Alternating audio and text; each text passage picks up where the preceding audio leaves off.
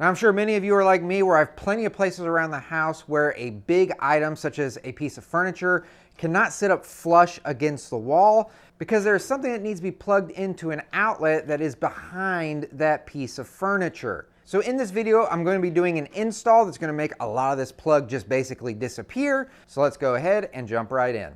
So here is our standard receptacle that you see in pretty much every house. It's sitting out flush with the wall. So if we just go ahead and we plug this cord into that outlet, as you can see, it sticks out away from the wall, and we only have so much to where we can bend. You don't want it to be bending so much that you're putting pressure on it, because that can actually cause the connections inside to go bad and the cord to go bad. And I've even seen where they have actually broken over time and there is actually exposed wire. So you don't want to push something up against it so hard that's going to put a ton of stress on that. And just to get a measurement on that to see how far away from the wall a piece of furniture would have to be so as to not put undue stress on that, we're looking at about 1 3/8 inches, maybe closer to 1.5 inches. But then we also have these much larger plugs, which in comparison to the lamp plug is quite a bit larger, that sometimes need to be plugged in behind furniture as well. And as you can just visually see, it sticks out quite a bit further. But then to get a measurement on this to see how far away from the wall a piece of furniture would need to be without putting undue stress on this cord, we're looking at a minimum of 2.5 inches to 2 5/8 inches. So I did these pre-measurements not only to give you an idea of the large gap, but also so I can show you after we install the new receptacle what kind of a difference it can make. All right, so as you can tell, this is a mock-up wall, but I do have electricity flowing to this receptacle. So the first thing I want to do before I do anything with this install is I want to make sure that I turn off the circuit breaker that is supplying the power to this receptacle. Once that circuit breaker is off, I can then use my outlet tester, plug it in, and make sure that none of the lights come on, which they don't. Now that I've verified that the power is in fact off, I can remove this receptacle from the wall. All right, so this is going to be a very common setup. This is just a residential grade receptacle. As you can see, we've got 2 black wires going to it, along with on the other side 2 white wires, so 2 neutrals. And unless you get really, really lucky, this is typically going to be the case. The only time you would have one set of wires coming into a box like this is if it was at the end of a run, or if the circuit is just powering that particular receptacle. One wire is going to be the line wire that is bringing the power in from the circuit breaker, and the second one is going to be responsible for then taking that power. It's the load wire, and taking that power and sending it on to probably receptacles downstream, or maybe even a light switch. And as you can see, one of them is on this lower terminal, one is on the top. Same with the neutral wires, one on the top, one on the bottom. Of course, we got our ground over here. And as long as this is not a multi-wire branch circuit, which a lot of times they are not, this is okay to do, where you're using the receptacle to continue the power on to other outlets on down the line. This is not the way that I prefer to install it though, and on a multi-wire branch circuit, this would actually be against code. So not only in some circumstances would this be against code, I just personally don't think that is the most efficient way to install a receptacle. So I'm going to remove all the wires from this receptacle, and I'll show you how I like to wire up receptacles on the new one. All right, so I've got my old receptacle removed, and here is the new one. Now, as you can see, where you would insert a plug into this, it is recessed in behind the trim plate. And what this is essentially going to do is it's going to eat up some of that plug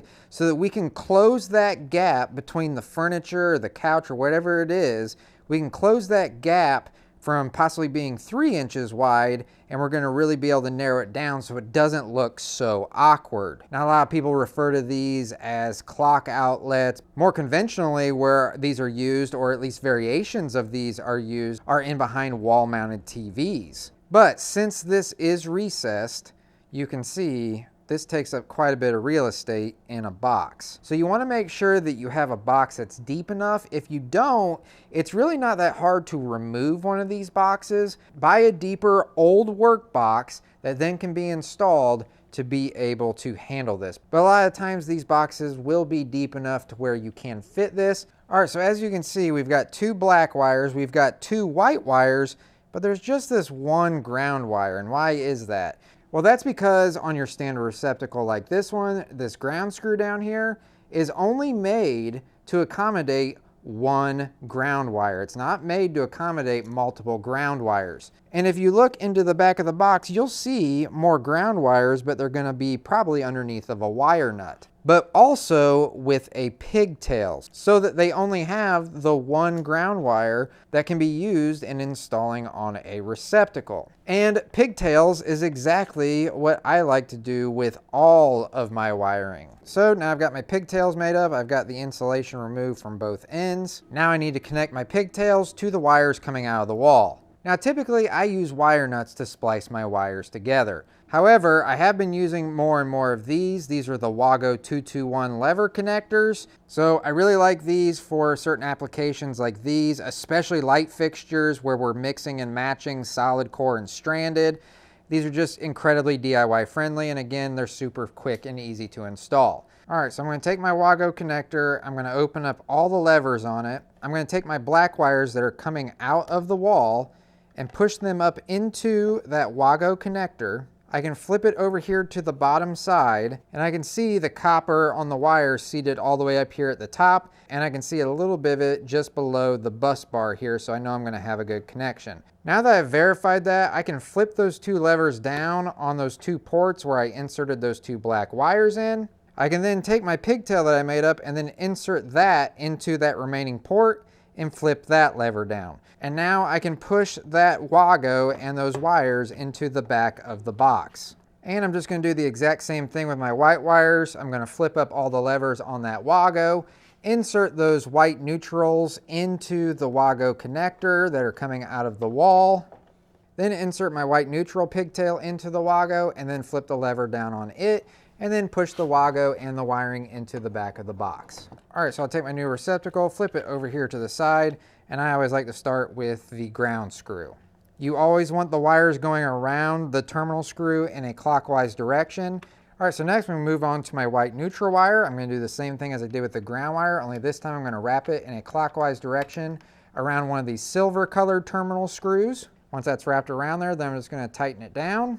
Now I'll flip the receptacle over. And then last but not least, I'll take my black hot wire, connect it around that brass or gold colored terminal screw, and then tighten it down.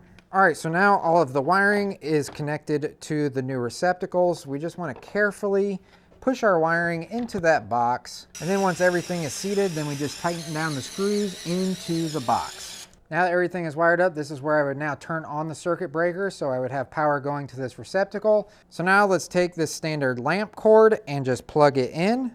And as you can see, the receptacle ate up quite a lot of that plug, and now barely any of it is sticking out away from the wall. All right, so if we put the tape measure up to the wall, we are getting right at about 5/8 of an inch of cord and plug being stuck out away from the wall itself. So 5/8 of an inch is a dramatic reduction, around an inch or so reduction between the original receptacle and now this recessed receptacle. So you're able to close that gap at least about that 1 inch, which makes a huge difference in how it looks. But just for reference, just so that you can see the difference, I'm going to go ahead, take this larger plug that we showed in the beginning and plug that in as well. And as you can see, the vast majority of that plug is now gone. So on our new measurement, we are getting right at around 1 3/4 of an inch or so.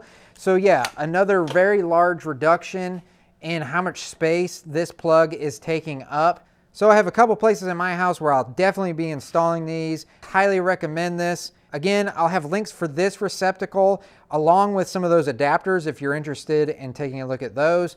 And I'll also include links for all of the tools and materials that I used in this video down in the description down below, where when you click on them, it will take you directly to them so that you can check them out for yourself. Now, if you found value in this video, then I really recommend checking out one of my other videos that I did in the past where I go over some of the biggest mistakes that DIYers make when making wire connections. If you're interested in checking that out, I'll post a link to that video right over here. So hopefully you found this video to be helpful and informative, and if you did, if you could do me a huge favor, hit that thumbs up button right down below. And of course, if you have any questions or comments still, you can leave those down in the comment section. And I'll catch you all in the next one. See ya.